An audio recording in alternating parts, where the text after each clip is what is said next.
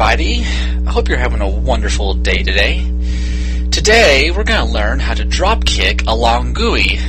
Well, not drop kick it, but I'm at least going to show you how to beat one just because I want to. Now, as I'm sure you are aware, there are plenty of ways to beat along Gui. This is just one of them, and is the one that I found the easiest in my opinion. It takes about 5 minutes with this method, and hopefully it won't stress you out too much. Now, here are the things you will need to beat this huge monster, elephant, whatever. But basically, you're going to need those 3 paradigms: Tri-Disaster, Espionage, Devastation. I'll take you to figure out which combinations you need, but basically it'll be 3 Ravagers followed by 2 Saboteurs, 1 Synergist, preferably by Lightning, and then Devastation, which consists of 2 Commandos, 1 Saboteur, played by Vanille. This leads us to our leading party of all 3 lovely ladies, Lightning. Make sure she has the ability to cast Enfire. This may mean considerable leveling up with her Synergist skill, but it'll be quite essential, as you'll later find out. Fang. Make sure she has all the strength accessories that boost her strength equipped on her. You'll need to try and get it as high as possible. Vanille, make sure she's your leader before you start the battle. Make sure she has the ability to cast Death, make sure she's equipped with a Genji glove, and equip her remaining slots with all the magic accessories that'll boost her magic as high as it can go. Try to get it above 2300. It's not necessary, but it will help.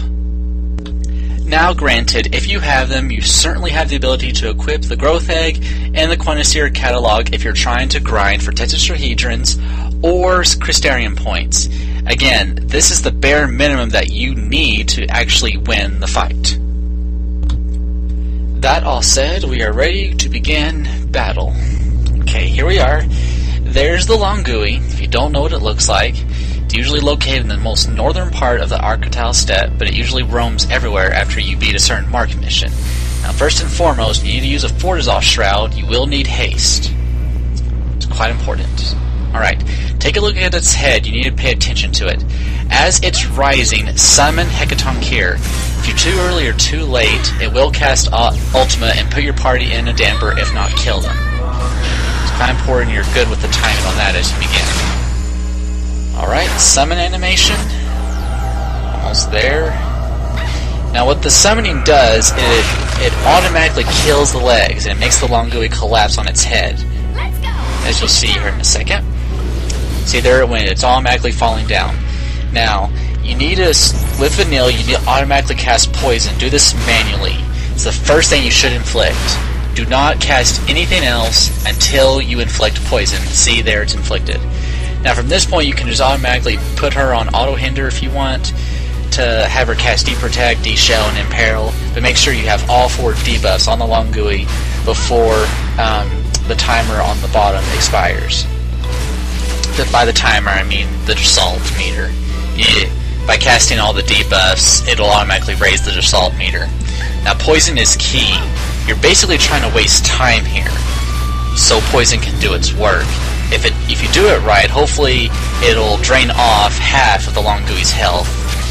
Now, just waiting for the timer to stop, and then we enter Assault mode.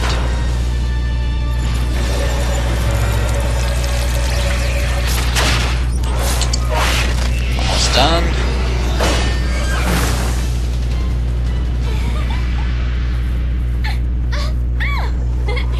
Let's get things done. Alright, the Long Gui, it's on his head. Okay, from this point you want to use nothing but chain cannons. Okay, nothing but chain cannons. Now look at the timer on the bottom left. Okay, as it's about to end, like right before it runs out, use a chain cannon. You're not trying to inflict damage here, you're basically trying to let Poison do all of its work. And I'm not going to show all of this, I'm just going to go ahead and edit some of this out until we get down to like the bottom 5 or something. Okay, looking good so far. Now as you can see, his health is almost down to halfway, and that's just Poison alone. Finishing it up. And just just go ahead and use the Guyan Salvo as your last attack, just to get some more damage in, I guess.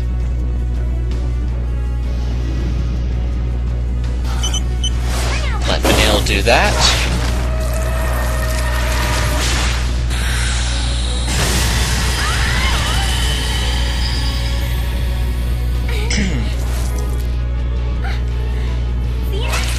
Now, with the Gui still on its head, keep espionage and re-inflict poison. This is huge, critical, important. You need to do this. Re-inflict poison before it gets up, or you switch paradigms, I mean. See, it's been re-inflicted. And hopefully by this time, Lightning has casted Enfire on everyone. That way, with Imperil, it causes way more damage. Now switch to Trizature, which I have done, and boost the chain gauge up to above 900%. Again, very important. There, we broke him. 900%. Okay, now switch to Devastation.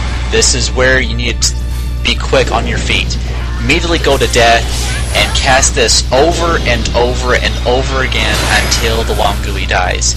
If you set up your party right, hopefully Vanille will be inflicting over 300,000 damage per cast. She will not be able to do this if you don't have the Genji Glove equipped.